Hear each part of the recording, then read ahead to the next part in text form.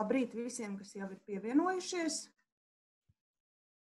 Es domāju, pagaidīsim. Es skatos, ka cilvēki vēl turpina pievienoties. Burtiski vēl kādas 20 sekundes. Un tad sāksim semināru.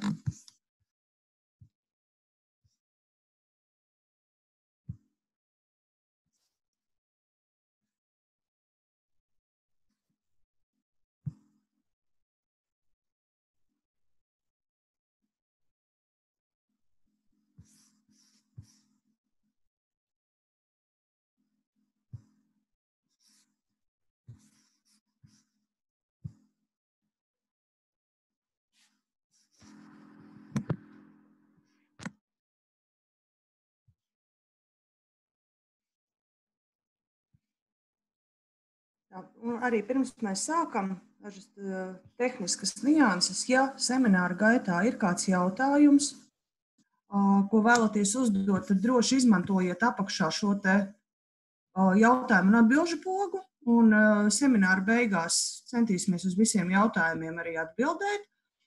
Ja būs kāds jautājums, ko nevarēsim uzreiz, varbūt pateikti noteikti sazināsimies jau tālāk vai e-pastā vai telefoniski, bet noteikti uz jautājumiem atbildēsim. Un tāpatās arī aicinu izmantot čatu. Jautājumu uzdošanai varbūt ne, bet vairāk, ja pieņemsim, jums ir kāds komentārs par to, kā jūs šīs lietas šobrīd darat ikdienā, vai jebkāda veida komentāri, tos arī droši čatā varat rakstīt, un tur arī man vai kolēģiem, jums no mūsu puses būs kaut kas piebilstams, tad mēs to arī izmantosim.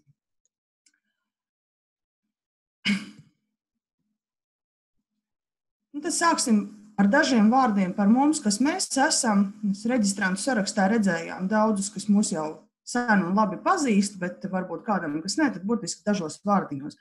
BIM Solutions tā darbojamies jau no 2014. gada, un kopumā mūsu kolēģiem ir jau vairāk kā 10 gadu pieredze BIM jomā. Un tas, ko mēs darām, mēs palīdzam visiem, principā, būvniecības projektos iesaistītajiem, tas projektētājiem, ražotājiem, realizēt BIM projektus.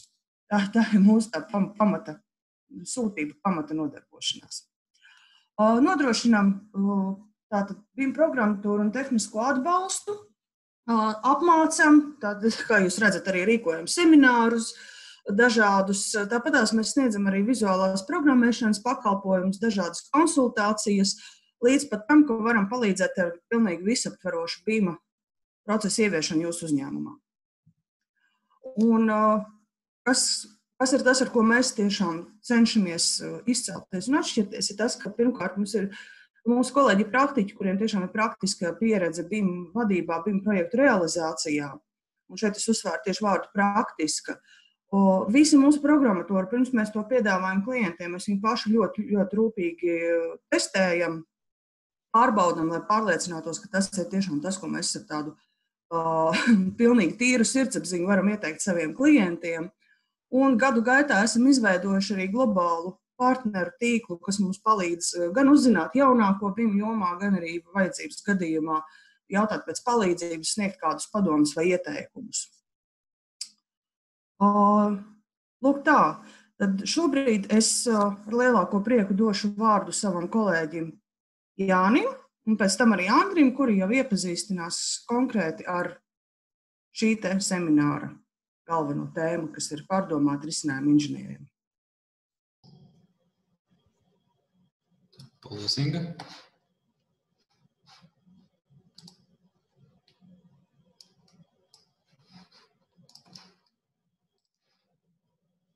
Inga, varbūt tu varētu apstiprināt, ka tu redzi man ekrānu. Jā, redzu.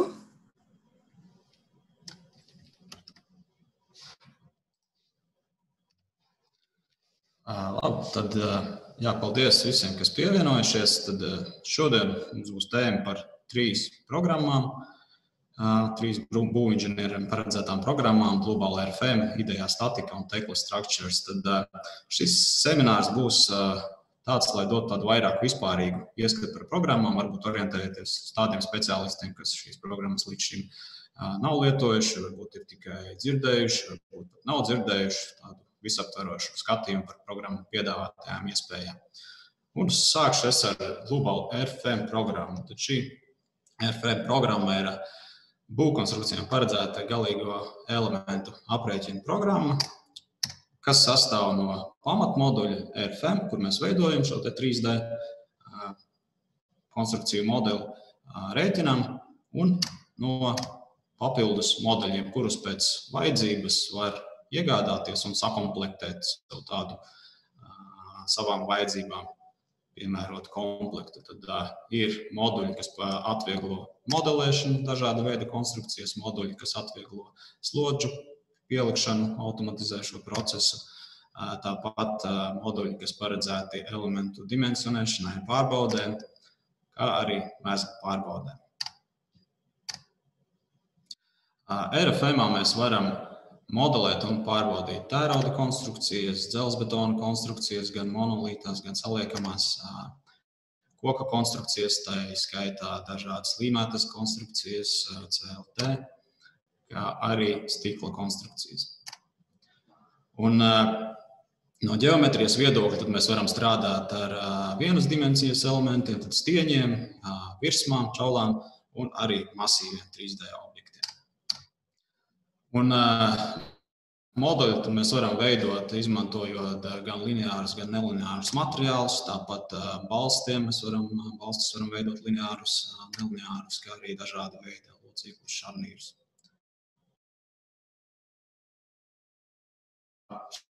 Slodzes, visas iespējamās, ko mēs varam iedomāties, tad līnijas slodzes, punktveida slodzes, temperatūras slodzes, iepriekšējais saspriegums, dažādas kustības slodzes.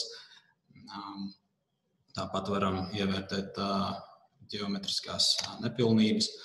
Lai atvieglotu slodžu pielikšanu, tad mums ir pieejami dažādi slodžu ģeneratori, gan pavisam vienkārši, kas ļauj pielikt, teiksim, vēja slodzi vai sniega slodzi vienkāršām standarta konfigurācijas ēkām, gan arī jau advancētāki rīki, kā piemēram R-Wind modulis, kas ļauj izmantot virtuālo vēja tuneli un pielikt vēja slodzi jau sarežģītākas konfigurācijas ēkām.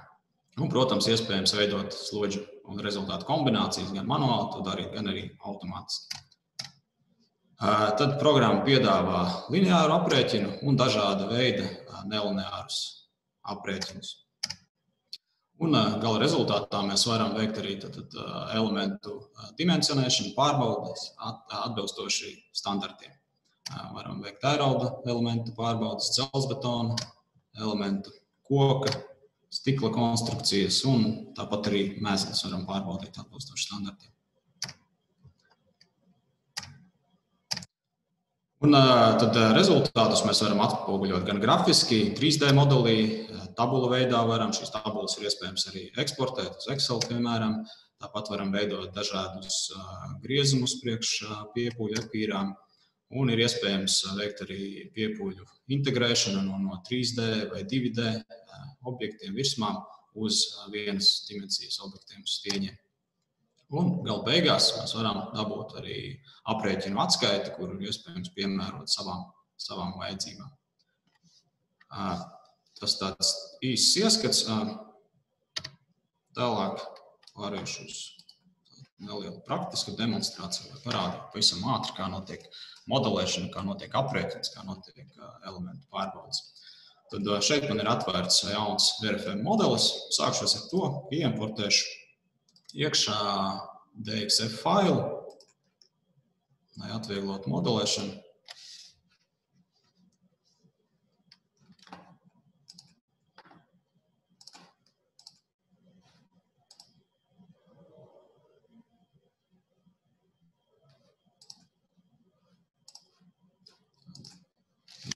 DXF failu ir iespējams arī izmantot nevis kā referenci, bet tiešām konvertēt jau uzreiz par, teiksim, līnijas konvertēt par stieņiem. Tālāk, ja šai gadījumā es ieliku vienkārši kā referenci, lai man būtu pie kā piesaistīt savu ģeometriju. Sākšu es ar pamatu plātnu. Tad šajā ēkā izveidošu uz grunta balstītu pamatu plātni. Tad sāku ar materiālu izvēli. Tad ir pieejams liels materiālu katalogs, kur izvēlamies materiālu tipu, šajā gadījumā betons, tālāk izvēlos atbilstošajai normām un norādu betonu klasi.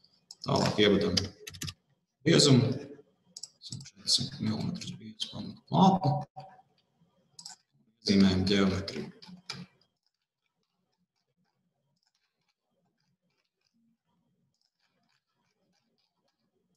Datu ievada RFM-ā var notikt gan šādi 3D modelī, gan arī tabulu veidā. Ir kāds Excelis, kurā ir definēta ģeometrija koordināta, tad var izmantot šādu veidu importu. Tā būtu pamatplātne. Tālāk iemodelēsim kolonas.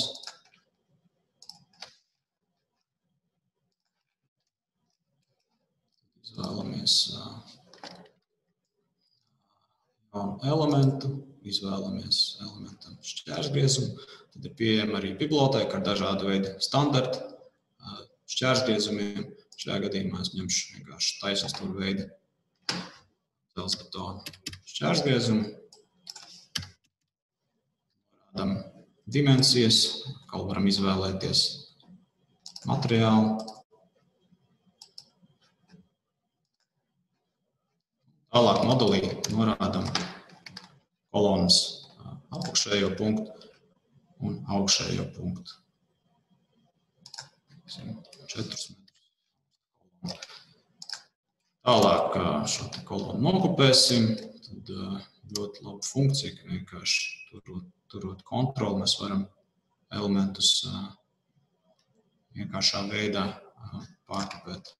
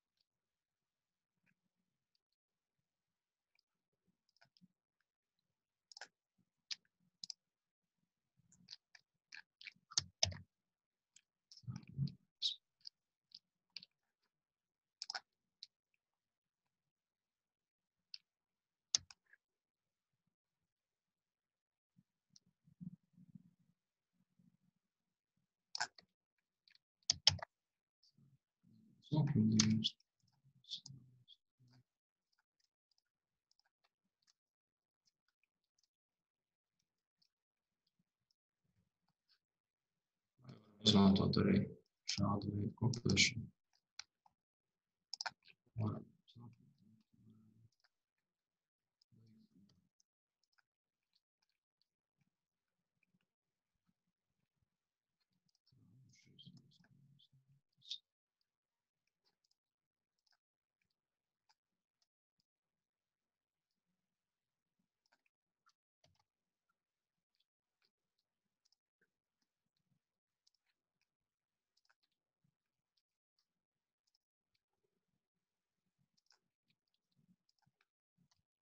Tās būtu kolonas, tālāk iemodelēšu stingrumu sienas.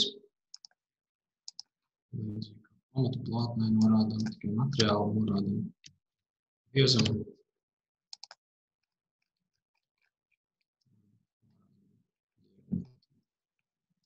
Diagonāli 1 stūrpunktu.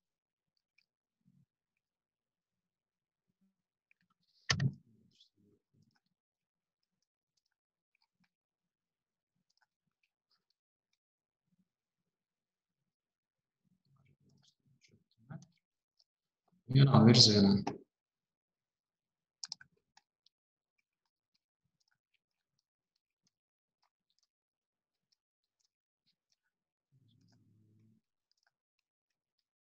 Virzienā.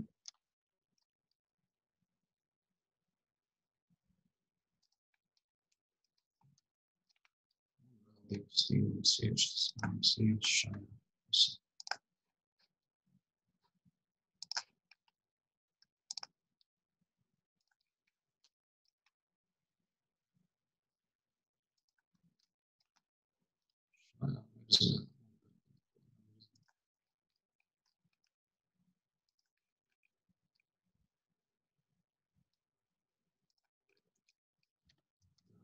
Sienas un nākošais uzmodelēšu sijas līdzīgā veidā, kā kolonā norādām tikai šķērsgriezienu.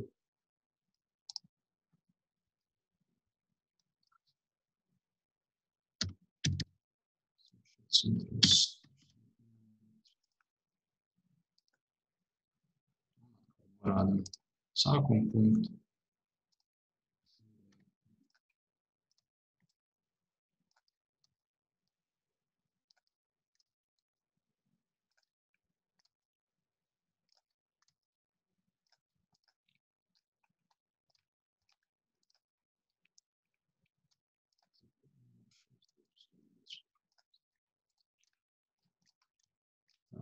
Nākošais uzmodelēšu pārsegumus, ieņemot, varbūt būs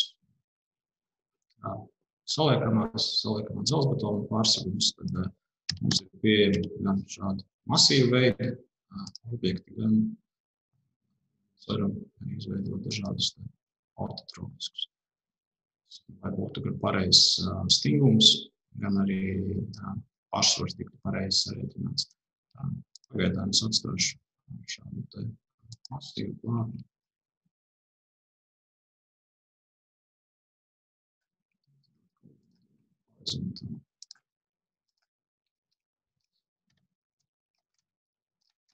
Un es izveidošu divu stāvu ēku, tad šos elementus kolonas sienas nokopēšu un otrā stāvu pārsegumu. Es nokopēšu šo te pašu pamatu plātni, izveidosim otrā stāvu pārsegumu kā monolītu, un tikai nomainīsim griezumu.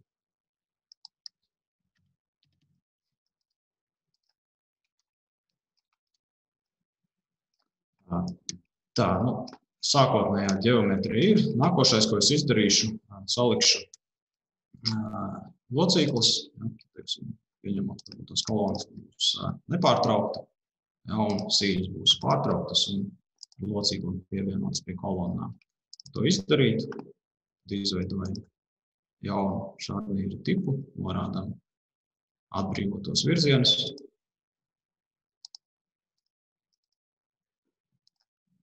Sākumā un beigām ieliekam šarnīru. Mums ir vairāki elementi, mēs varam iezīmēt visus uzreiz, un šo piešķiršanu veikt visiem elementiem uzreiz. Un vēl viena lieta, ko es izdarīšu, es uzlikšu offsetus šeit, lai sīja neiet līdz kolonas centram, bet ir novietot, tā kā reāli novietot, lai mums veidojas pareizi momenti, lai to izdarīt, atkal iekšā stieņu iestatījumos un izveidojam jaunu ekscentritāti. Stieņu sākumā un stieņu beigās.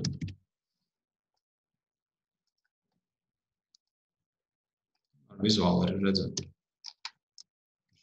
ekscentritāte tiek pievienota.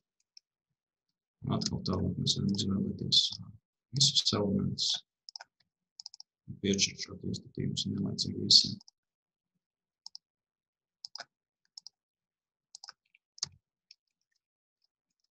Un līdzīgi mēs varam darīt arī plātnēm, šīs plātnes mums balstās uz sijām, nevis novietot uz centru. Tad mēs ekscentritāti varam piešķirt arī plātņu veidu elementiem.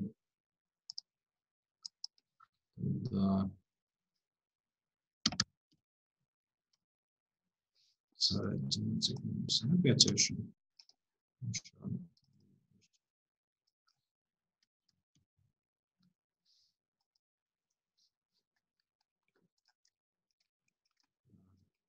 Mēs gribam paskatīties elementus ar biezumiem, vizuāli labāk pārbaudīt. To arī iespējams izdarīt. Rādām, ka virsmām jāpiešķir biezums. Iegūstot to skatāmāku modeli. Tāpat mēs varam veidot dažādus atvērumus virsmās. Tīmetam turu jailu. Atvērumu. Norādām, kurā sienā mēs šo atvērumu veidosim.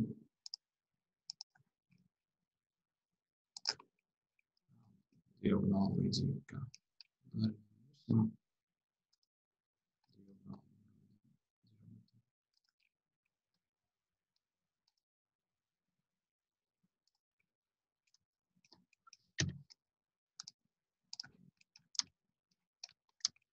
Tā, un pēdējais, ko es izdarīšu modelī, tad tāpat kā sijām es piešķīru locīklis arī plātnēm.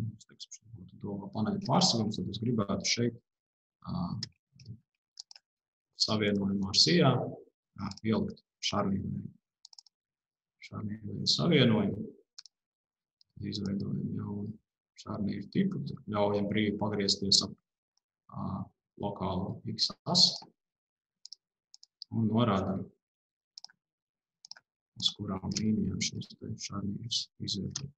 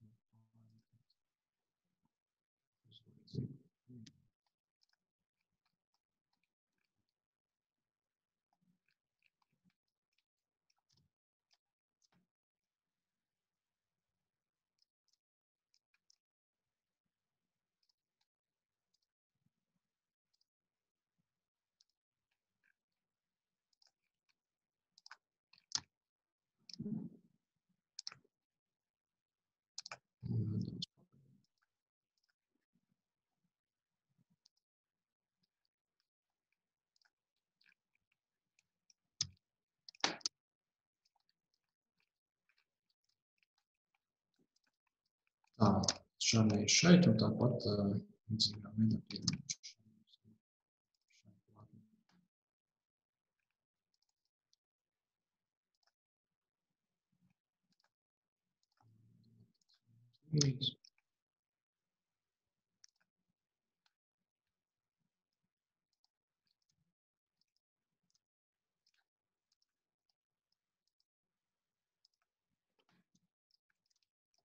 Un perpendikulārā virzienā es negribu, lai plātne, piemēram, balstītos uz šīs sienas, balstās tikai galos. Šeit mēs varam piešķirt šo atbrīvojumu. Norādām, ka plātne var brīvi pārvietoties Z virzienā.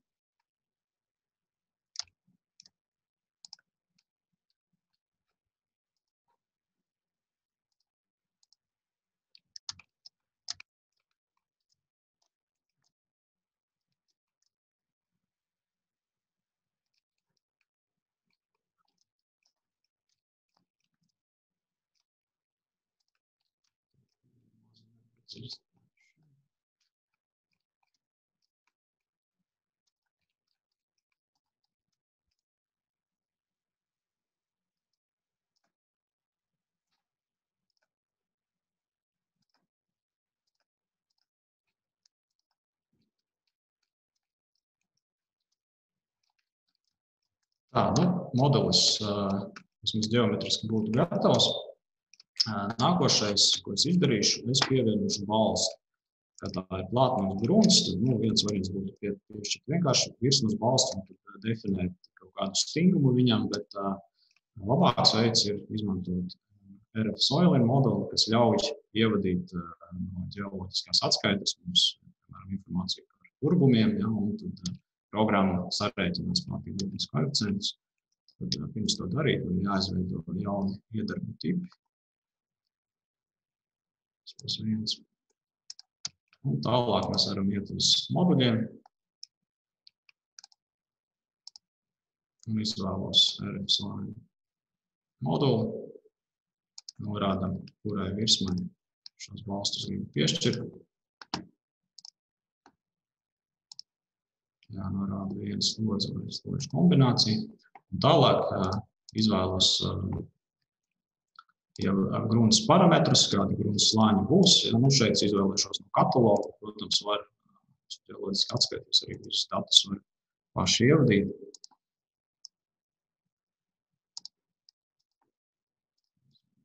Trīs dažādas grunts.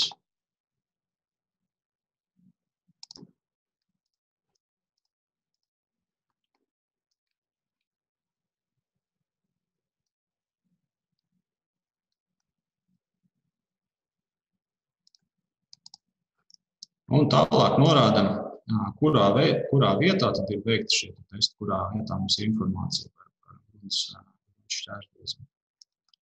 Norādam šeit, tad viņam definējam attiecīgos grunts šķērsgriezumus, slāņu biezumus.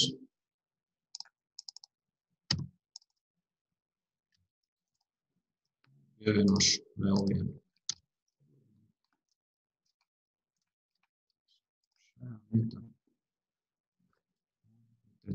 Šim mēs norādām slāņu biezumus. Tas ir darīts.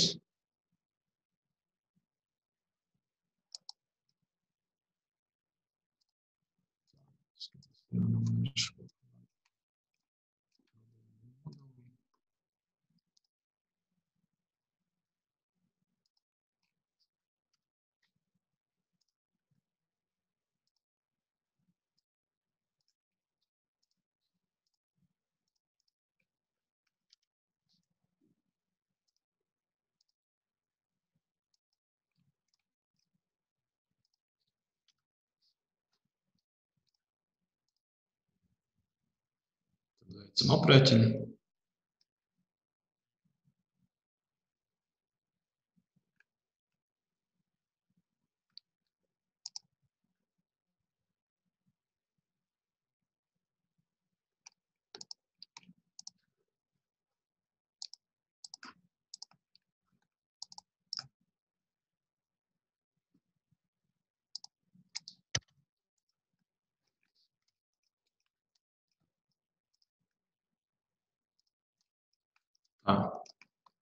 Tad programma mums pievieno elastīgus balstus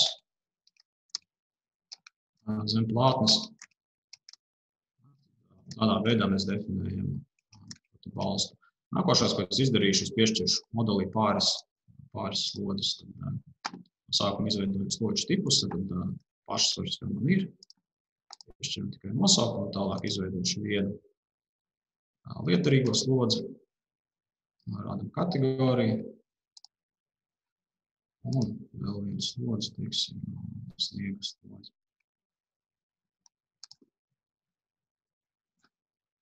Tāpat, ja man ir izvēlēts veidot kombinācijas automātiski, uzreiz tiek arī darīts, gan slodžu kombinācijas, gan arī rezultātu kombinācijas, kā piemēram maksimālās vērtības ULS robežstāvoklī, tāpat lietojamības robežstāvokļos maksimālās vērtības.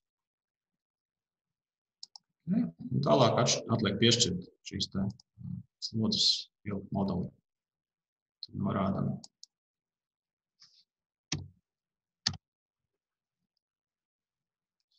vērtību, kilometrus kvadrātmetru. Visi pārsvarīgi vienā, un lietderīgo slodzi.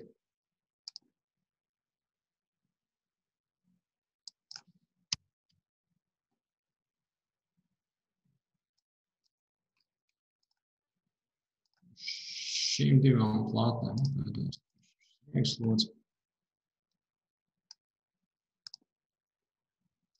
Teicu, vēja sniega slodzi mums pieejami ģenerātori dažādi šajā gadījumā.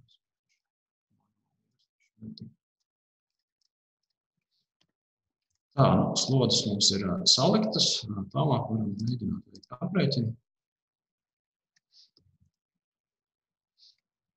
Tad modelis uzrādās nestabilitāti, tad ir parādīšu vienu moduli aprēķinu, kas palīdz mums tikt galā ar šādām problēmām. Tad modelis saucas RF-Stability.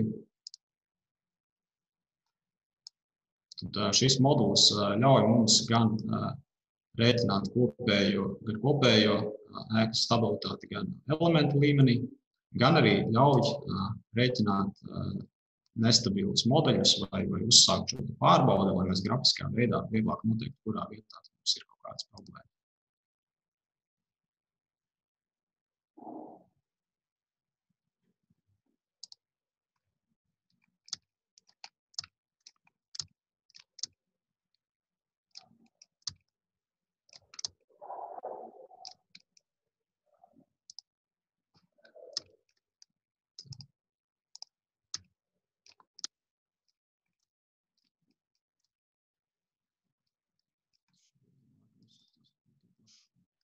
Soil modeli valsts, tas mums ir tāds pārbaudīsim.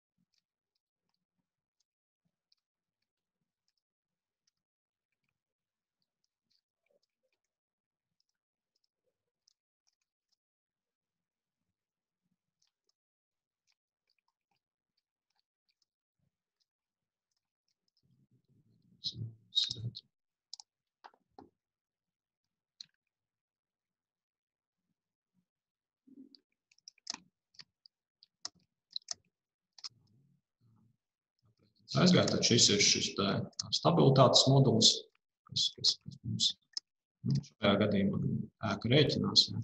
Viņš parāda vienkārši iespējamos noturības zaudēšanas formas. Tad mēs ejam tālāk uz kopēju aprēķinu.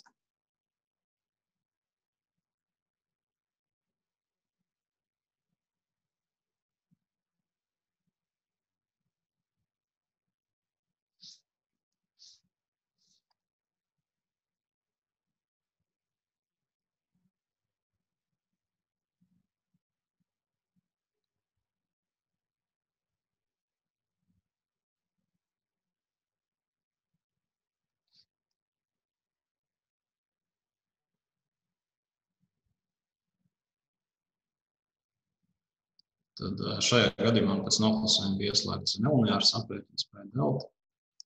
Tas prasa nedaudz ilgāku laiku. Tas būtu lineāra aprēķina gadījumā.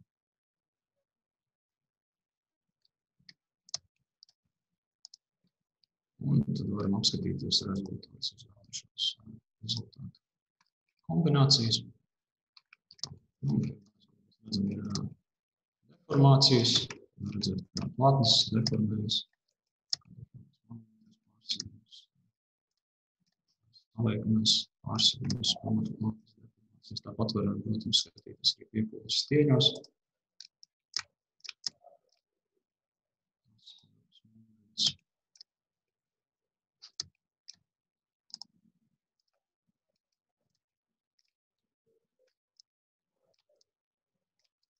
Un tālāk jau mēs varam veikt elementu dimensionēšanu, pārbaudas. Šai gadījumā es sarēķināšu stiegrojumu kolonām. Priekš kolonu aprēķinu betona sadaļā mums ir modulis RF konkrīti. Tas ir RF konkrīti kolonas.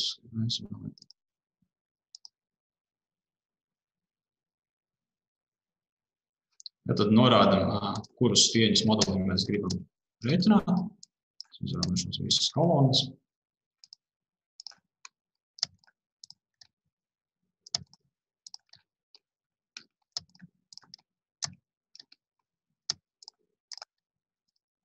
Tālāk norādam atbilstoši kādam standartam.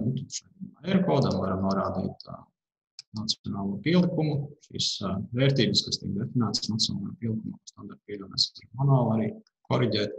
Tālāk norādam atbilstoši kādām slodzēm, slodžu kombinācijām, rezultātu kombinācijām mēs veiksim. Rēķinus tāpat ir iespējams rēķināt arī ugunsnoturība. Un tālāk mēs norādām parametrus stiegrojumam. Tad mēs izvēlamies no kādiem diametriem izvēlēties galveno stiegrojumu. Tas norāda, piemēram, 16 diametrs. Programma lietos šo diametru un maksimāli izvietos maksimāli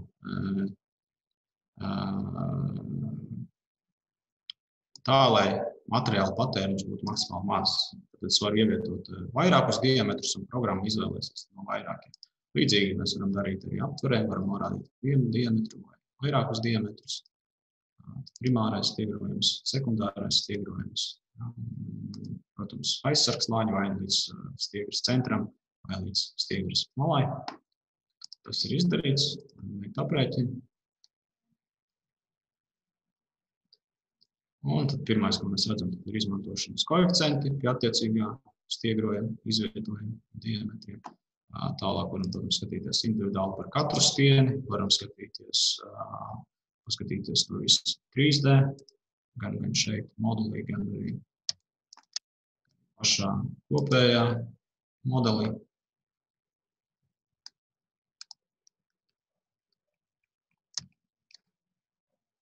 Paskatīties gan dažādus starp rezultātus.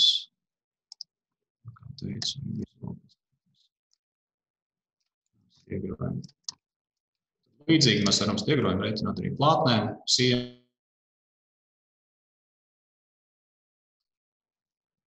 Tātad šādi notiek aprēķini. Pēdējais, ko es parādīšu, ir rezultātu atskaite. Tad kaut kas mums ir sarēķināts, un mēs gribētu izveidot atskaiti. Un atskaitē mēs varam ievietot informāciju gan no šiem aprēķinu modeļiem, piemēram, par kolonu stiegrojumu aprēķinu, tad mēs varam vienkārši reprezentēt piepūles, piemēram. Šeit ir viens rāms, kur es gribētu atsevišķi apskatīt.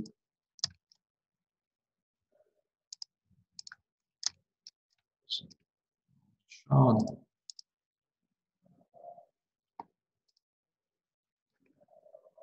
Un šādu skatu es gribētu ievietot ar šo rāmu aprēķinu atskaitē. Tad izvēlamies printēšanas funkciju. Mums spēcīga lieta ir spēcīga funkcija. Es varu uz šī viena rāmī atspoguļot vairākas piepūles. Es izvēlos vienu šo skatu, bet norādu, ka es gribu ievietot ne tikai momentus vai šķērsspēkus, bet es gribu parādīt vairāk piepūles.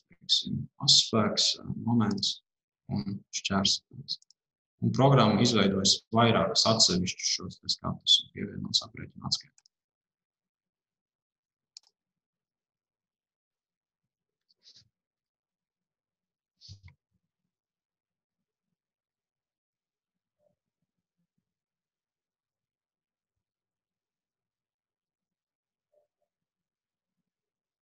Tā, tad šī ir aprēķina atskaite. Pēc noklusējuma tur varbūt salikts daudz dažādas lietas ārā, bet jūs šīs sadaļas varat ņemt ārā, dzēst, pievienot kaut ko jaunu. Šeit ir šīs epīras, par ko es minēju. Es izveidoju vienu, bet programmu pievienot visas trīs. Un šīs nav vienkārši bildes, viņas paliek savienotas ar modeli. Protams, ja modeli kaut kas mainās, tad arī šīs epīras mainās. Es varu arī iet iekšā šeit un spiest rediģēt, un, piemēram, nomainīt šeit piepūļu tipu, kas tiek atspoguļot. Nu, protams, printēšanas, eksportēšanas iespējas.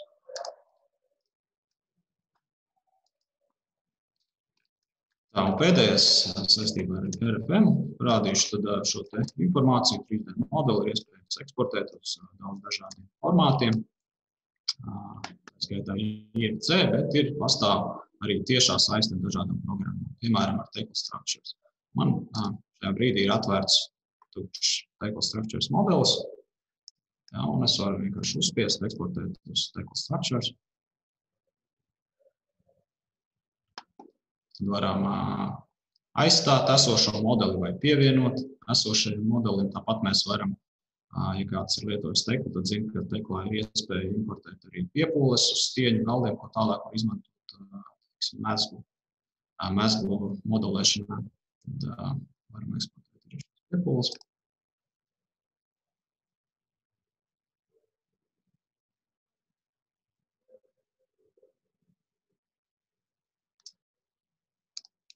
un iegūstam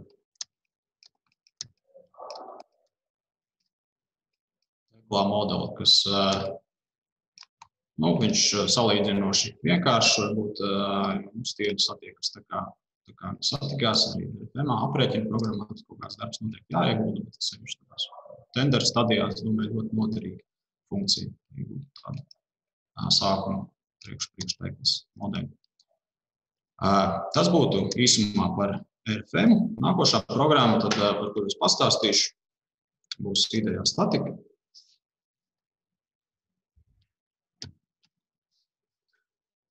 Tad idejā statika ir paredzēta no materiāla viedokļa 2 vai jau 3 materiāliem, ņemam vērā kopu, tad varam rēķināt tērauda elementus un tērauda mezglus. Un dzelzbetonā mēs varam rēķināt sijas, kolonnas, plātnes, saspriegtus elementus un tā tālāk. Tad runājot par tēraudu, tad varam rēķināt standarti tērauda mezglus. Būtībā ļoti liela biblioteka ar dažādiem standarta mezgliem, ko varam izmantot. Tāpat varam veidot jebkuras konfigurācijas nestandarta tērauda mezglus. Varam rēķināt dažādus nestandarta tērauda elementus, sijas kolonnas ar kaut kādiem atvērumiem. Tālāk. Un pēdējās versijās tad ir iespēja rēķināt arī koka savienojumus. Koks sijas ar kaut kādām tērauda uzlikām. Tad idejā moduli mēs veidojam nevis no līnijām, virsmām, tā tālāk, bet veidojam jau no reālām konstrukcijām, no konstruktīviem elementiem, no plāksnītēm, kā sastāv no sijas, plāksnītes, ko mēs metinām klāt, bultskrūvēm, metinājumu šuvēm un ēnkuriem. Tad no šiem 4 elementiem mēs arī veidojam mūsu aprēķina modeli. Kas tiek pārbaudīts idejā, tad ir šī vispārējā pārbauda, kas mums pasaka, kuri elementi vai kuras komponentes iet cauri, kuras neiet cauri. Tad varam atsevišķi skatīties spriegumus, deformācijas, tiek pārbaudīta noturība, varam sarēķināt mezglu stingumu, klasificēt automātiski atbilstoši e-kodam, būs šarnīrs, būs iespīlējums vai kaut kas pa vidām. Un tāpat iespējams arī noteikt mezgla maksimālu nespēju ar kaut kādu konkrētu ģeometriju. Gala rezultātā, protams, mēs arī dabūjam aprēķinu atskaits. Tas par tēraudu. Un vēl idejā ir pieejams modulis dzelzbetonam, kurā mēs varam rēķināt sijas dažādas sienas, mezglus, runājam par monolītu dzelzbetonu, varam pārbaudīt kaut kādus reģionus atvērumiem, rēķināt dažādus nestandarta elementus. Par saliekamo dzelzbetonu runājot, tad arī varam pārbaudīt sienas, konsoles, dažādas dzelzbetona sijas, balstmezglus pārbaudīt, tāpat varam rēķināt saspriegtās konstrukcijas, ne tikai pēcsaspriegtās, bet arī pirmsaspriegtās, pēcsaspriegtās, abus šos veidus. Tāpat varam pārbaudīt elementus pie pacelšanas, ieviet kaut kādus pacelšanas cilpus. Ja, un tad, ko mēs pārbaudām? Mēs pārbaudām spriegumus betonā, spriegumus stiegrojumā, pārbaudām plaisu atvēršanos, pārbaudām izliecas, pārbaudām stiegrojumu enkurošanos un beigās, protams, arī mēs iegūstam aprēķinu atskaits. Tā, tālāk neliela demonstrācija. Idejā. Tad šoreiz es sākšu modelēt nevis idejā. Ja? Mēs varam izmantot idejā kā atsevišķu programmu, kurā mēs no nulles modelējam, bet šai gadījumā es izmantošu iespēju no RFM, tad RFM man izveidot šāds tērauda karkas, un es gribētu šo mezglu pārbaudīt ar idejām. Izdarīt, viens uz vienu datoru ir uzinstalēts gan RFM, gan idejā, tad šeit parādīsim šādu iespēju, idejā statika stilu.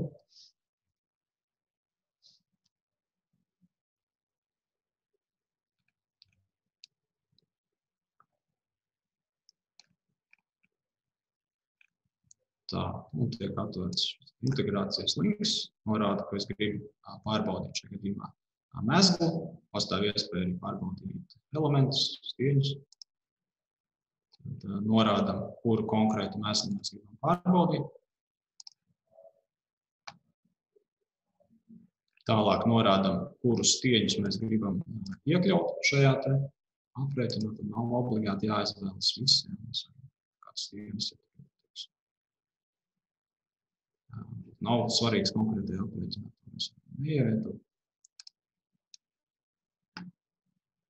Tālāk pastāv iespēja savienot stieņus, un programma pati cenšas uzminēt, tad, kurš mums ir domāts kā nepārtraukts stieņus šajā gadījumā kolonā, ja, pie kuras pieslēdzas sijas saites, ja, un programma pati ir savienojusi šos divus stieņus. Tad ir iespēja atvienot, un šajā gadījumā man ir vajadzīgs savienot, tad šeit mēs varam definēt arī kādas konkrētas slodzes es gribu importēt, un šajā gadījumā es atstāšu programmu importē visas slodzes. Un spiežam pabeigt, tad mezgls ir izveidots, varam atvērt, paskatīties, kāds viņš izskatās.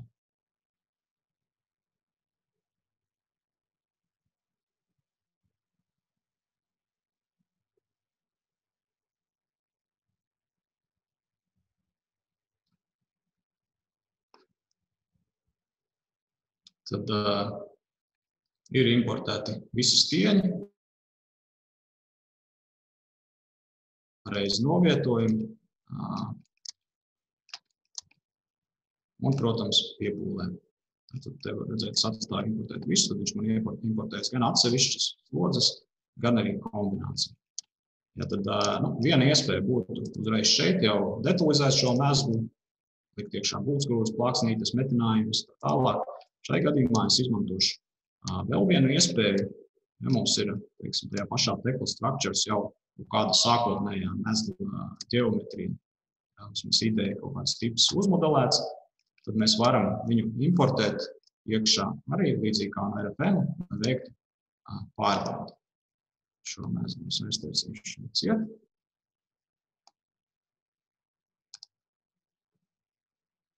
Un pārēšu uz teklu.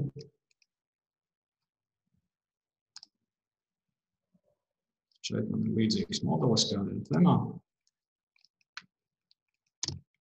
Uz mezgliem, teiksim šo te mezgli.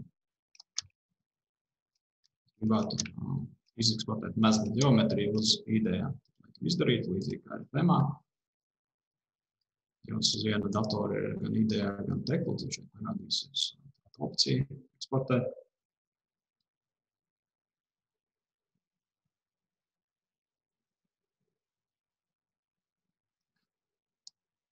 Ir iespējams eksportēt vienu mezglu vai vienlaicīgi varam eksportēt vairākas mezglus.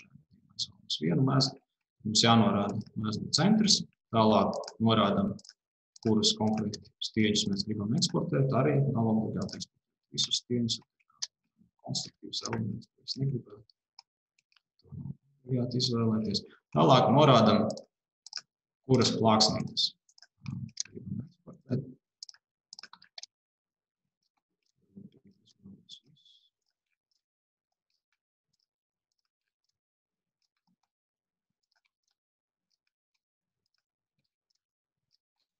Apstiprināt vēl vidējo taustu. Kā ievērojot, neizvēlojos būtsgrūves un metinājumus, tad to programma atpazīst. Šos elementus atpazīst automātiski, tas atsevišķi nav jāizvēlas. Tad ir izveidots jauns mezgls. Varu vaļā viņu idejā connection modulī.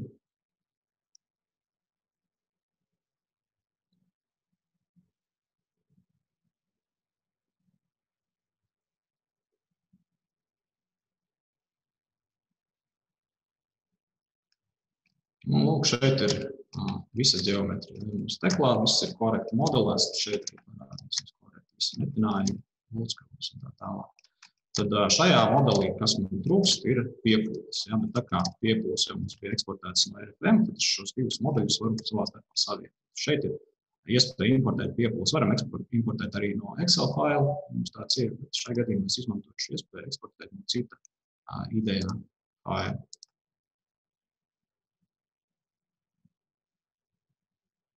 Kas iegūst visas piepūles katram no stieņiem. Lai atvieglotu aprēķinus, varbūt atslēgšanu. Vienkāršās iedarbes un atstāšu tikai kombināciju. Tālāk jau varam veikt aprēķinu.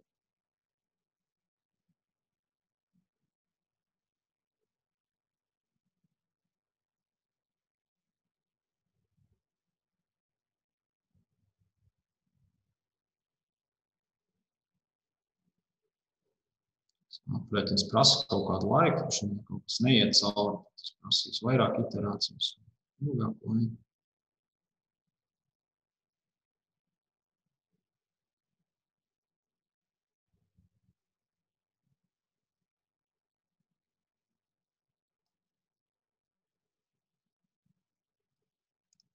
Un iegūstam šo pirmo, ko es varu rādīt, Buksforda princips, ja kas ir sarkans, tad loģiski neiet cauri, ja jums ir zeltens, tas ir virs 60%, virs 95%, bet mazāk 100, ja kaut kas ir zaļš, tad tas iekrīt tajā robežās starp 60% izmantojamību un 95%.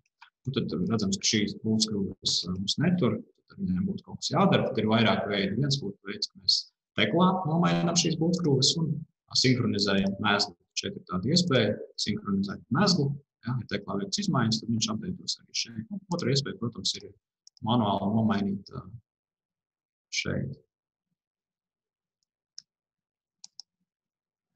Tad, nomainīsim. Skatās, ka klasa bija kaut kāda. Mazliet nomainīšu vienkārši būvskrūvu klasu.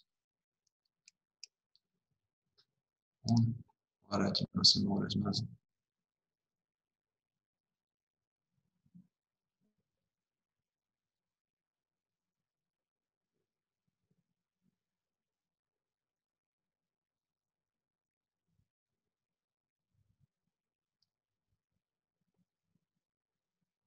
Šis aprēķins jau krietni ātrāks. Tad tālāk ejam uz pārbaudēm un tad iziesim ātri cauri visām pārbaudēm, ko ideja piedāvā. Tad pirmais plāksnītes, ja, plāksnītes ir gan šīs plāksnītes, gan arī elementu sastāvdaļas, ja, kolonas, sijas, plauktiņš, sieni. Tad idejā mezgls rēķina plastiskajā stadijā tiek kontrolētas deformācijas, lai mēs nepārsniedz kādu konkrētu robežu. Nosacījumi izpildās. Tālāk būvskrūves. Būvskrūves tiek pārbaudītas analītiskā veidā, ja tad piepūles viņā tiek iegūtas no šī galīga elementa moduļa, ja, bet tālāk būvskrūves tiek rēķināts līdzīgi kā ar roku. Varam rēķināt, tad varam paskatīties visas formulas, visas pārbaudes, kas katrai konkrēti būvskrūvē ir veiktas. Līdzīgi arī metinājumu šuvēm. Tad mēs varam paskatīties katru metinājumu šuvu, paskatīties, kādas pārbaudes veiktas un rezultātus. Šeit modulī tad mēs varam paskatīties spriegumus.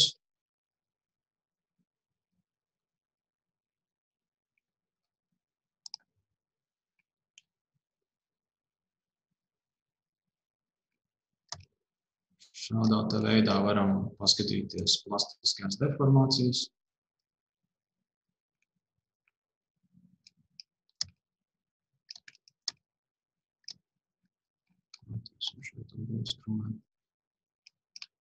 Varam paskatīties piepūles, kas darbojas būvskrūvēs. Un vēl viens aprēķinu veids ir noturības aprēķins. Varam sarēķināt šādam mezglam kritiskās slodzes faktorus.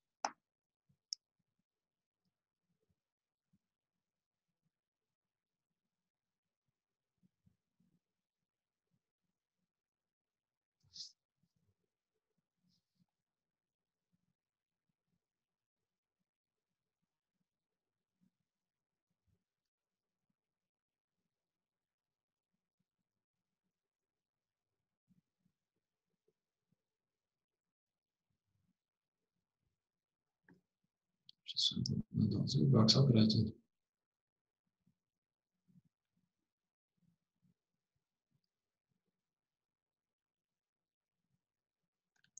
Tā, tad parādās jauna sadaļa. Maklink, un šeit mēs redzam kritiskās slodzes faktorus. Un varam ieslēgt arī šo noturības zaudēšanas formu. Tad, mazākais kritiskās slodzes faktors ir 21. Tad droši to mums arī būtu pietikt šajā gadījumā. Tā, tas tāds pavisam īsts ieskats, kā notiek aprēķins, un beigās, kā teicu, mēs varam iegūt arī aprēķinu atskaiti. Aprēķinu atskaiti mēs varam norādīt, kādas konkrēti kategorijas mēs gribam iekļaut. Mēs gribam iekļaut kaut kādas bildes, mēs varam papildus likt kaut kādus screenshotus no modeļa. Tad varam konkrēti norādīt. Un beigās varam printēt, protams, un ļoti labu funkciju mēs varam eksportēt uz Word dokumentu. Tas viss būs aprēķina atskaita, būs rediģējumā formātā. Labi, tas tāds pavisam īsts ieskats, un pēdējais, ko es parādīšu saistībā ar idejā, ir tāds ļoti ērts online rīks, ja es gribētu kādu mezglu aizsūtīt kādu šo te ģeometriju. Es esmu sarēķinājis, piemēram, detalizētāju, kurš to detalizēs, tad uzinstalējot ideju, parādīsies šāds te. Ja jums ir tekla, jums idejai nav obligāti jābūt, jums darbosies šis eksports tik un tā, tad norādam līdzīgi, kā iepriekš mezgla centru, norādam, kuras skieļus eksportēt, norādam, kuras plāksnītes eksportēt.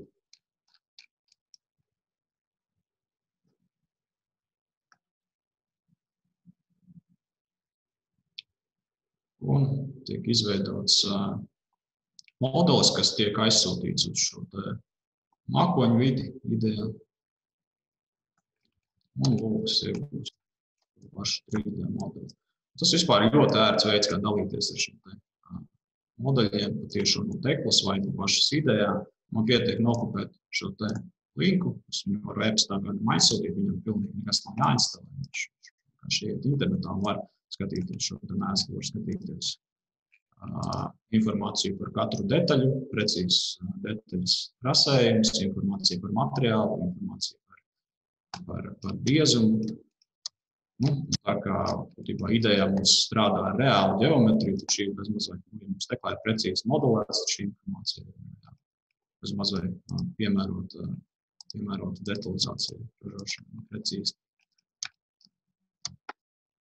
Un šo te mezglu tad mēs varam saglabāt kā idejā failu, ja, tad tas ir labs veids arī kā apmainīties ar idejā failiem, mēs varam leju pielādēt un tālāk savā idejas kopijā, kāds cits jau viņu var sarēķināt, vai ir iespējams arī leju pielādēt 3D DVG failu, kādam idejā nav.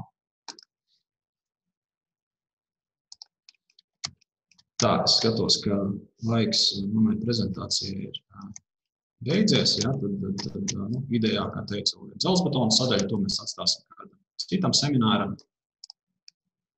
Bet šobrīd es došu vārdu kolēģim Andrim, kurš parādīs tālāk un pastāstīs par table structure. Andri? Jā, paldies, Jāni. Tūlīt arī Andris pārņems visu kontroli savās rokās. Es vēl gribēju pateikt, ka paldies visiem, kas raksta mums čatā jautājumus. Tur gan apakšā ir iespējams norādīt, kurš viņus saņem, vai tikai mēs, vai arī visi dalībnieki. Un, Jāni, tur ir paskaties pašā augšā viens komentārs, kur tu varbūt varētu Pēterim Godam atbildēt. Paldies. Un tagad dodam visu uzmanību Andrim. Paldies. Tā, jā, varbūt izlas to jautājumu un varbūt arī pie viena uzreiz atbildi, kamēr mēs sāc savu daļu. Jā, tad jautājums bija no Pētera. Saprotu, par dzējās jāliek uz leju, aizliec un moments rāda pareizā virzienā. Tas, es saprotu, bija domāts par RFM. Par RFM?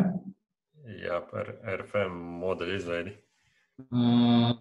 To asi mēs varam, rādīs, viņš izlietas tāpat, viņš rādīs pareizā virzienā. RFM ir tā lieta, ka tas Z-ases virziens un tāds ilgstoši bijis, tas noklasējums ir bijis uz leju, un tad kaut kādās funkcijās viņš ir saglabājies. Tas jāņem vērā, bet lielākoties izlietas vismaz viņš rādīs pareizā virzienā, būs uz pretēji vērsts. Tā, tas laikam arī bija tas jautājums. Jā. Tā, labi, sāksim tādu manējo sadaļu. Tā, nedaudz īstumā pastāstīšu, šo to parādīšu par Tekla Structures. Kas tas ir? Tā ir būvkonstrukcija modelēšanas programma, kurā jūs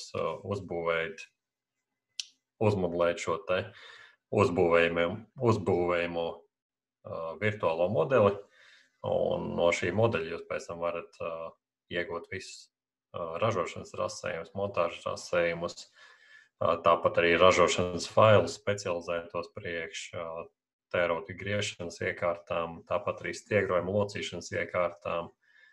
Ja runājam par betonu, tad arī šos failus priekš ieliekamā detaļu izklājumu, novietojumiem un tādām specializētām lietām. Tekla ir piemērota gan lieliem modeļiem, gan arī pavisam nelieliem modeļiem.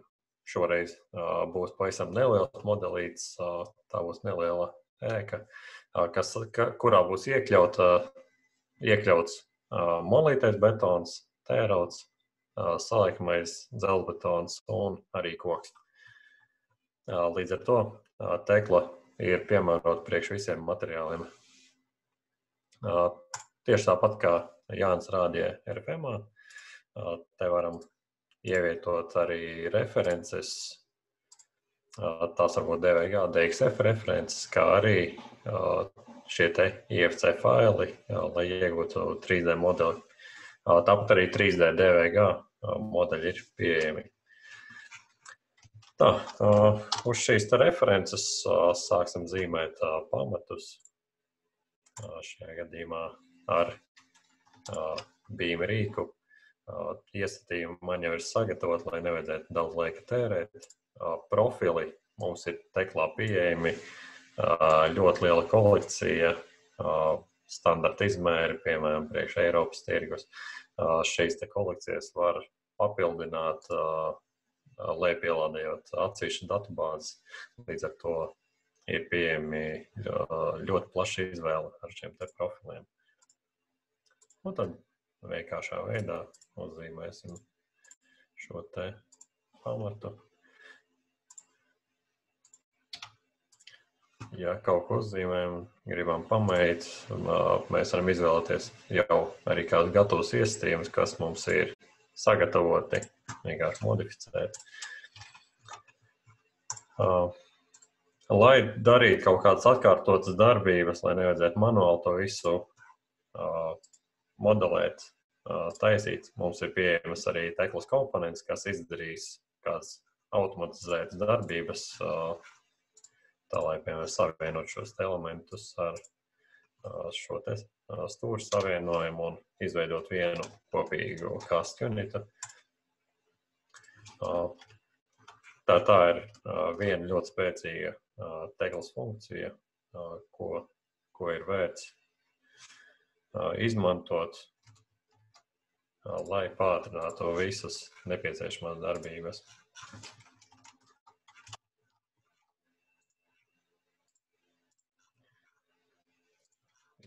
Šo te ģeometriju un pievienojam šo te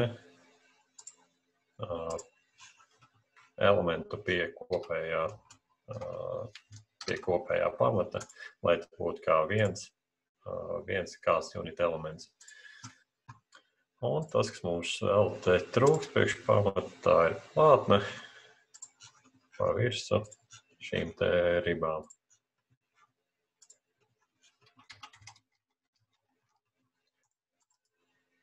Un šo te arī mēs pievienosim klāt pie kopējā pamata. Tātad, kad mums ir iegūts šis te pamatu plātne, Mēs uzreiz arī nostiegrosim, ja mums būtu jau aprēķins, mēs skatītos pēc aprēķina atskaitēm.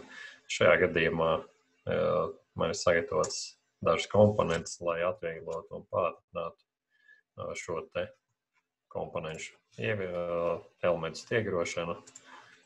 Attiecīgi šīs te komponentes var būt dinamiskas, tie ir kā dinamiski bloki, kas ņem vērā elementu ģeometriju, un attiecīgi, piemēram, stiegras var tikt pielāgotas šim te elementam.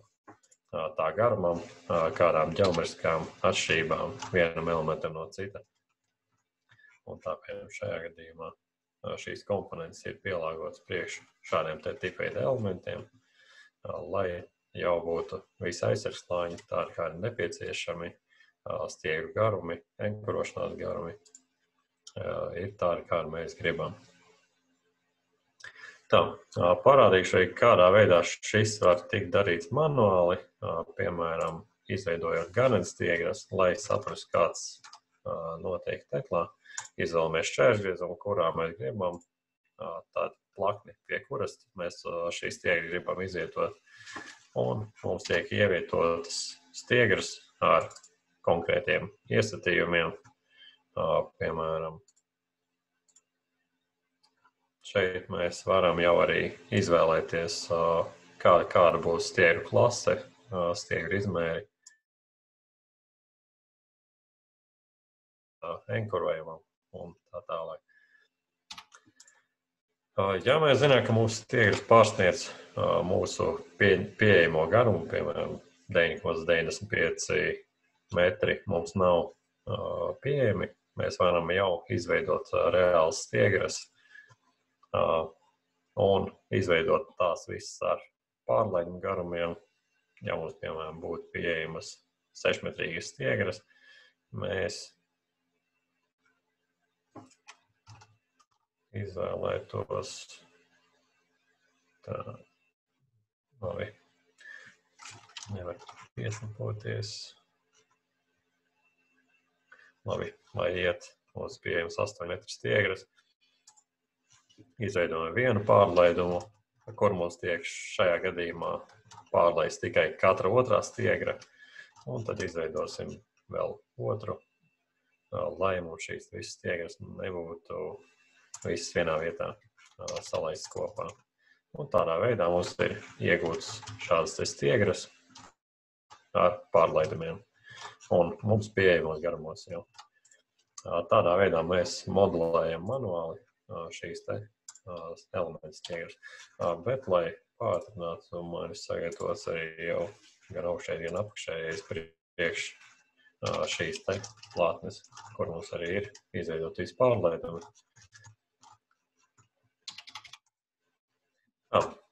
Tad, kad mums stiegras ir iegūtas jau šajā gadījumā stiegras atslēgšu, lai man nemaisītos. Un sāksim modelēt tālāk. Tas, kas mums vēl nepieciešams, šajā gadījumā sienas mums trūkst. Un zīmēsim sienu paneļus ar šo te wall layout komponentu.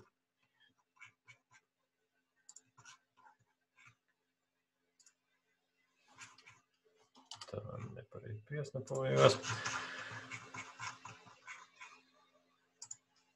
Un mums ir iegūtas sienas ar komponentē norādītu augstumu. Ja ir nepieciešams kādas modifikācijas, piemēram, šajā gadījumā man šo sienu ir nepieciešama zemāk, ielādē iestījums, kur man jau ir konkrēta vērtība. Ja ir nepieciešams pamainīt stūra savienojuma izveidojumu, atveram komponentu, nomainam parametru, piešķiram to arī citā stūrī, kur mums tas ir nepieciešams. Tālāk, ja es gribētu šeit izveidot logus, tad attiecīgi ar šo te komponentu izveidot logus, tur, kur tas ir nepieciešams.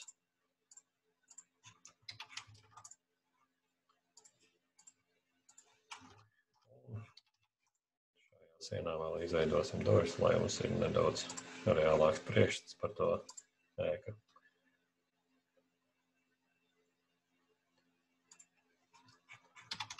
Jā. Mums ir izveidots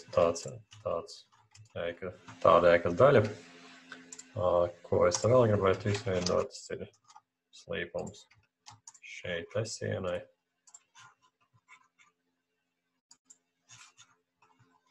Un arī šai norādot 3 punktus, izveidojam šo te griezumu. Tālāk mēs šo te salikuma dzelzbetonu nedetalizēsim. Tas ir redzēts jau arī citos mūsu semināros, līdz ar tos neiztikšu. Tad ķersimies pie tērauda modelēšanas. Šie te tērauda sadaļa, izvēlamies kolonnu.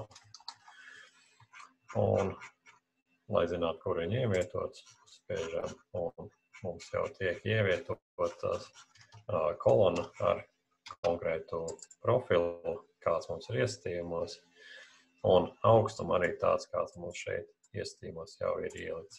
Modificēt mēs to varam ne tikai šeit, bet arī šādā te veidā, kaut vai vēl kaut uz augšu, uz leju, vai arī rakstot konkrētas vērtības, tā kā modificēšana ir iespējama daudzos dažādos veidos. Tālāk mums trūkst šeit šī būs tā kā noime pergola. Tā gribēja citādāk tā šeit un tā.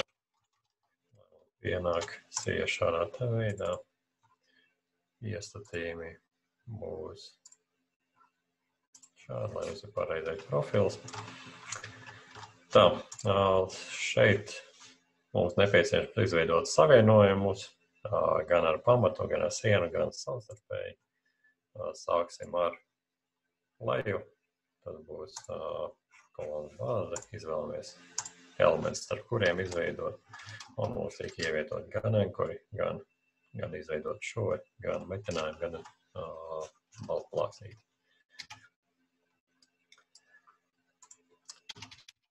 Tā, tad nākamais, kas mums nepieciešams, savienot šos te elementus. Kā redzam, šeit savienojums ir beidzas līdz ar šēni, kur beidzas mums šis te sijas elements, bet to mēs izlabosim, vienkārši paņemot ar fitpart un norādām, cik garai jābūt elementam, un tas mums tiek pagarināts. Un šeit ir izveidots viss skrūvis un metinājumi un papildus nepieciešamie elementi.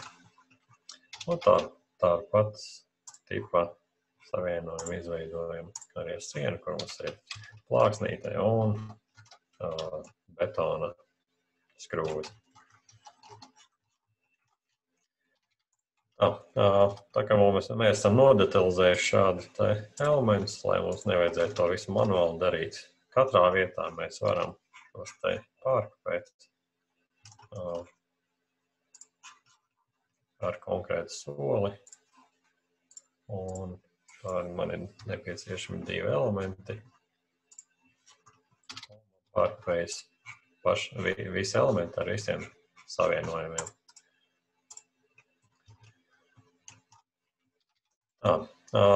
Tālāk, kas man nepieciešams izveidot šeit koka elementu šai pergolai, kas savieno šīs te tērauda sijas. Koku mēs modelējam arī ar tērauda elementiem, un mēs izvēlamies tiem tikai atšķirīgu materiālu. Nomainīsim darba plakni, lai mums viss būtu slīpumā.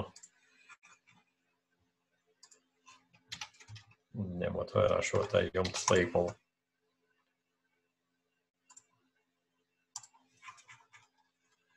Un izveidosim koka seju šādā tā tālumā.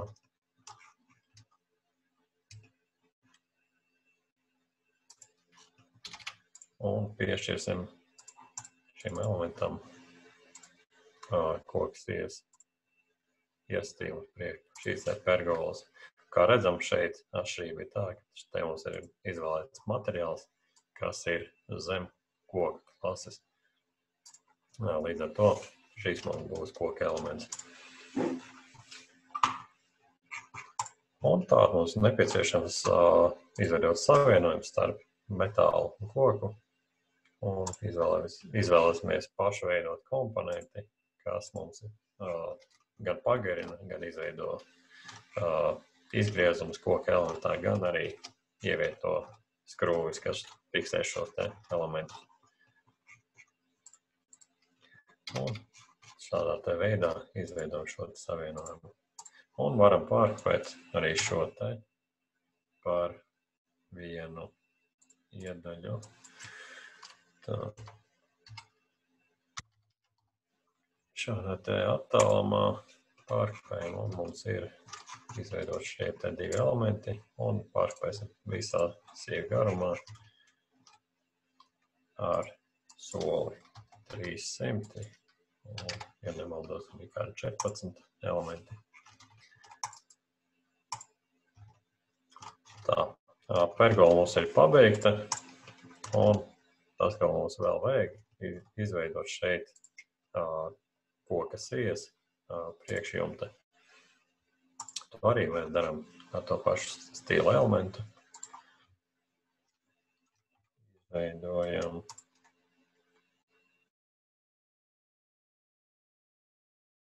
novietojumā.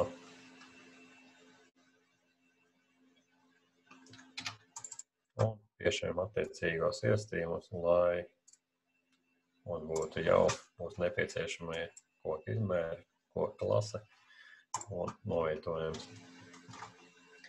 Arī šim izveidosim savienojumu, kas jau iekļaus papildus elementus un enkurus. Kā mēs redzam, ir izveidots gan izgriezums koka elementā, gan metāla detaļa, kas ir pieskrūvēta pie betona elementa, un arī izveidot šīs te koka skrūves priekš savienojuma. Tāpat veida elementu savienojumu izveidojam otrā galā.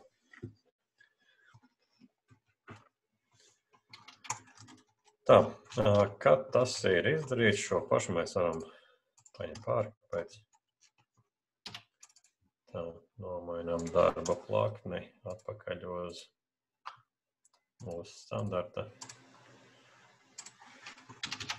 Kamēr neaizmirstam. Un pārkopēsim šo Y virzienā ar šādu te soli 10 gabalu. Un tādā veidā mēs ātri esam ieguvuši tādu ēku, kas iekļauj visus 3 materiālu tipus, savienojums starp tiem un arī detalizāciju visu, cik mēs šobrīd to gribam. Nākamais soli, ko mēs gribam izdarīt, mums ir iegūt ēkas ģeometriju, mēs gribam iegūt rasējumus.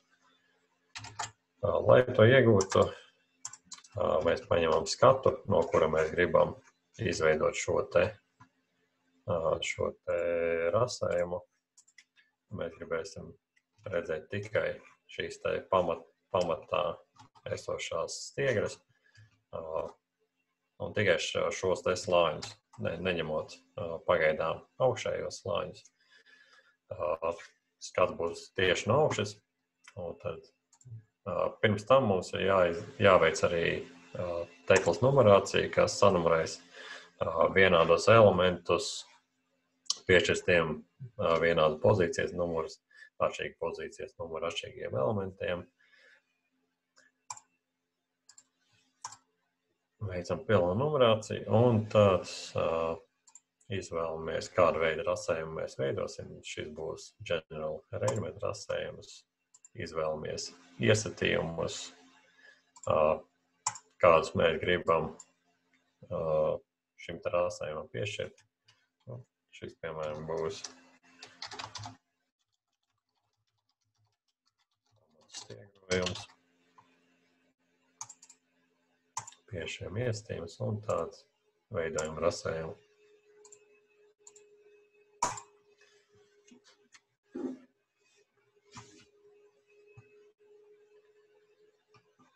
Tā, mums ir izveidots skats ar jau piešķirtiem iestījumiem, un te mēs varam redzēt, ka katrai stiegrai klāt ir marka. Stiegras mums ir parādīts tādā veidā, lai maksimāli atvieglot skatu. Ir redzama tikai grupas vidējā stiegra, tos iestījumus mēs varam mainīt.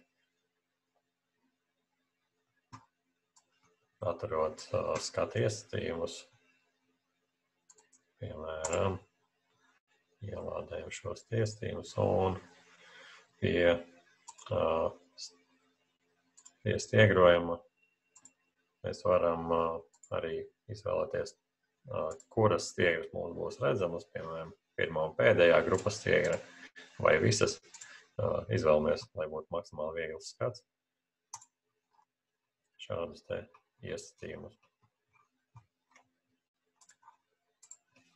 Un tālāk mums ir nepieciešams izveidot arī stiegrojuma izmērus, kādas piesaistes. Izvēlamies šo te. Iestījumu mums būs šādi. Un, lai iezīmētu, piemēram, visas stiegras, iezīmējam tās, paņemam rebāri. Un mums tiek izveidoti šie te stiegrojuma izmēri ar piesaistēm. Un mēs redzam, ka mums ir nepieciešamas 34, 23. pozīcijas stiegras ar soli 200. Un piesaists arī mums ir iedots. Šos te mēs sakārtojam, tā lai mums parādītos viss tā, kā mēs gribam. Ja gribam iekļaut šeit pat vēl citus skatus, veidojam skatu no šejienes pat. Ievietojam to, izveidosim vēl vienu tādu pašu, arī priekš trešā slāņa jau. Un šādus iestījumus mēs varam jau tādiem tipveida rasējumiem sagatavot, lai mums atliek tikai ielādēt to, modificēt. Un mums parādītos jau tikai, piemēram, tā tipa stiegrojums, kādu mēs gribam redzēt konkrētā rasējumā, konkrētā skatā. Tā te mums, piemēram, ir šīs te plātnes sieta apakšējās stiegras. Ja gribam, piemēram, konkrētus izmērus rādīt tikai konkrētām stiegrām, mums nevajag veidot visām. Izvēlamies stiegras, stiegru grupu, kurām piešķirt. Un šādā te veidā mēs varam iziet cauri visām stiegrām, atlikt šos izmērus. Un tad tāpat mēs varētu darīt arī šim skatam.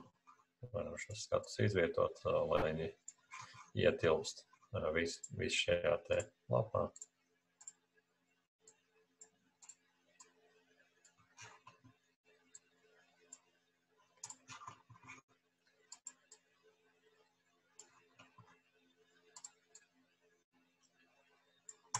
Satiepam visu lapā, un, ja mums nepieciešams vēl veidot kādus griezumus, paņemam section view, izvēlamies, ka gribu griezumu šajā te zonā veidot. Šajā gadījumā redzu tikai augšējie stiegrojumi. Ja mums gribās cits iestījumus, lai parādās arī citas klases stiegras,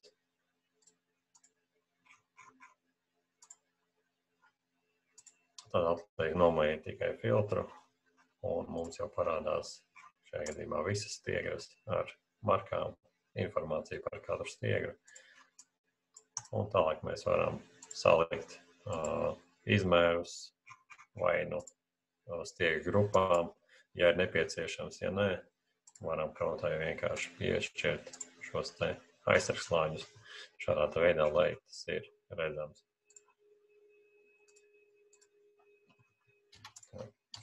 šķību uzliku. Tādā veidā mēs veidojam skatus stiegrojumam, izmērus pie stiegrām, un mums rādās arī specifikācija ar katras stiegras pozīciju, skaitu un nelielu attēli, kas demonstrē šos te visus stiegru izmērus, leņķus un tās izveidojumu. Ja nepieciešams, varam arī atsevišķi pie katra skata izvilkt kādu stiegru ārā, tā lai mums parādītos lielākā izmērā šī stiegra un varētu to izveidot. Tādā veidā varam veidot monolītā elementa rasējumus. Tālāk ķersimies pie elementu rasējumiem. Piemēram, šeit kolonnai izveidosim rasējumu.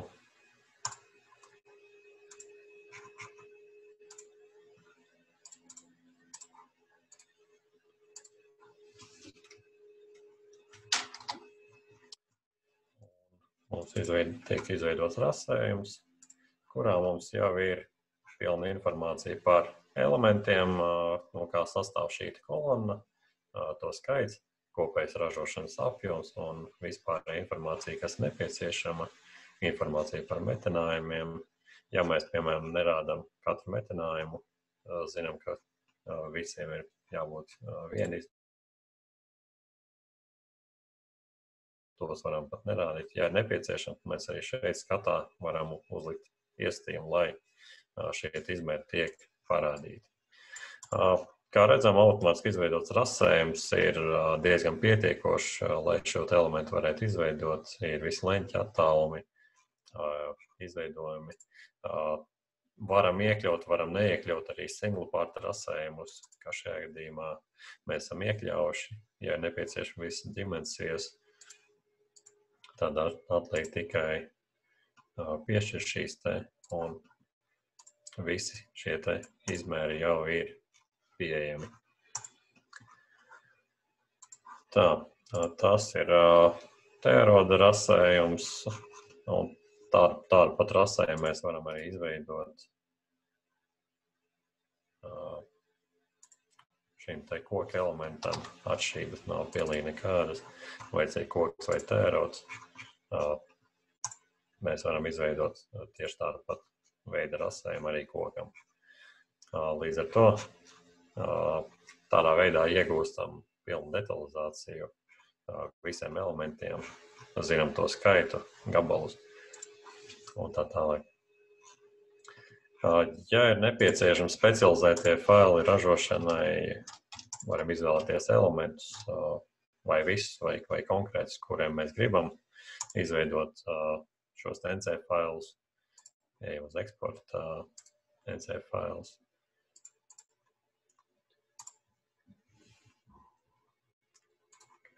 Un tad aiziet uz modeļa mapi.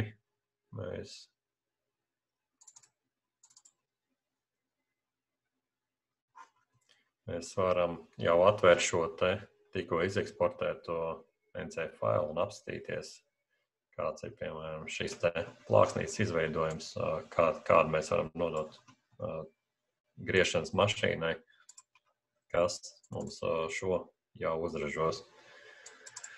Un tāpat arī ne tikai plāksnītes, bet arī sijas mēs varam tāpat nodot šim te iekārtām, lai tiek izveidoti visi urbumi.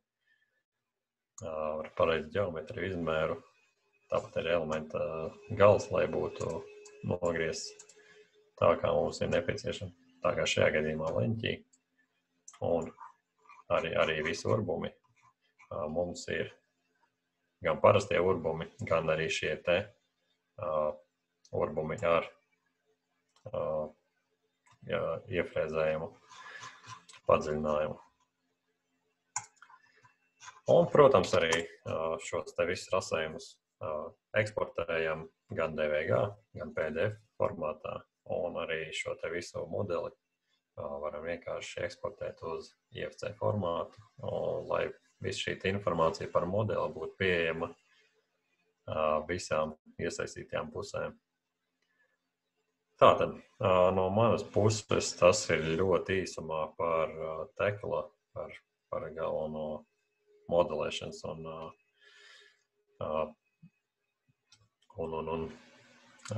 arī šīs tehniskās dokumentācijas izdošanu. Tā, vai mums ir kādi jautājumi?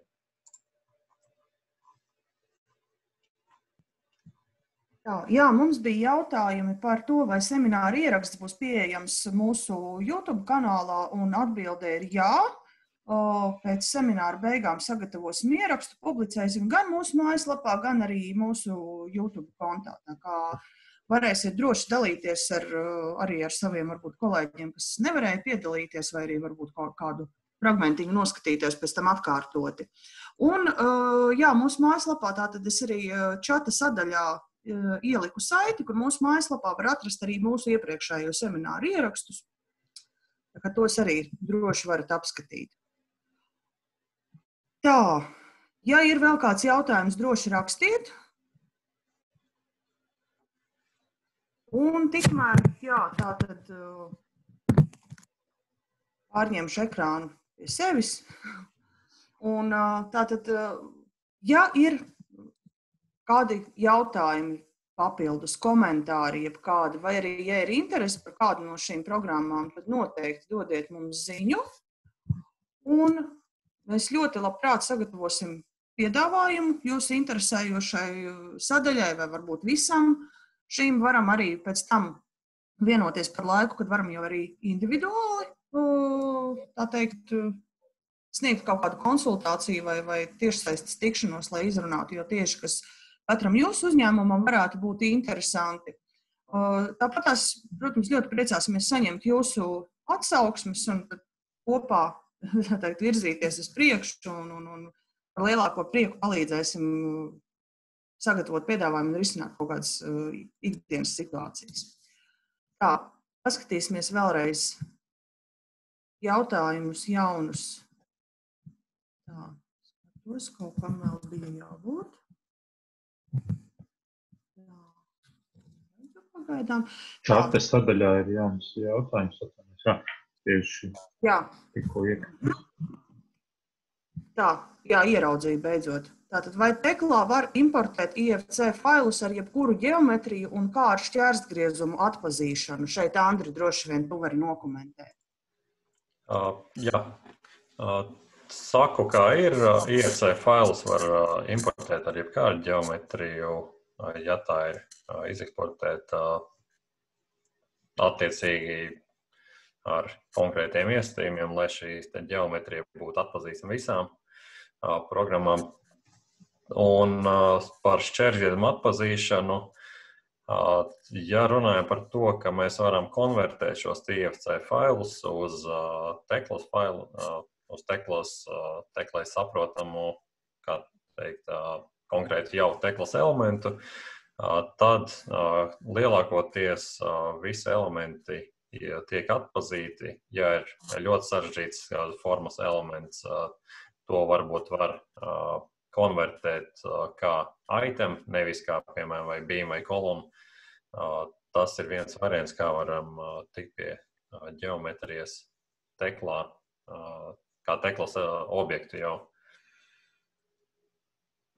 Tā kā, jā, īsti problēma nav ar IFC failu importēšanu un arī šķērstgriezumu atpazīšanu. Vēl ir jautājums, interesē solid modelēšana RFM vai būs kādi video un webināri nākotnē?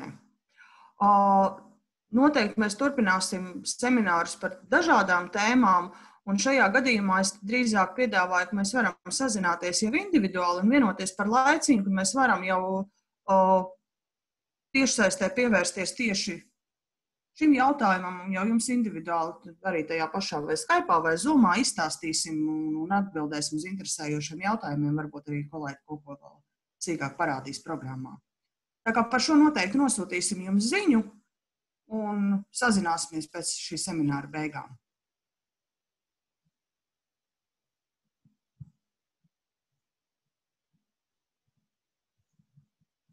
Tā. Skatāmies vairāk, lai izskatās, ka jautājumu nav. Laikam, jā, vairāk nav. Tad, jā, nu sakam jums lielu paldies, ka palikāt ar mums līdz semināra beigām, ka noklausījāties. Un uz tikšanos citos mūsu pasākumos. Un lai veiksmīgi noteikti šī diena visiem. Jā. Paldies! Paldies, veiksmīgi! Paldies, vislabāk!